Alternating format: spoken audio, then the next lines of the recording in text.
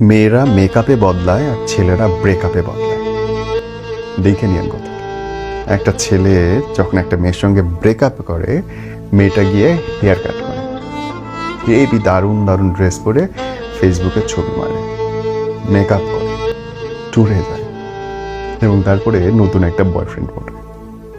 আর ছেলেরা ব্রেকআপের পরে দাড়ি বড় করে, চুল বড় করে, পুরনো স্মৃতিগুলো নিয়ে পড়ে থাকে। নিজের ভুলটা বুঝতে পেরে নির্ঘুম রাত কাটে।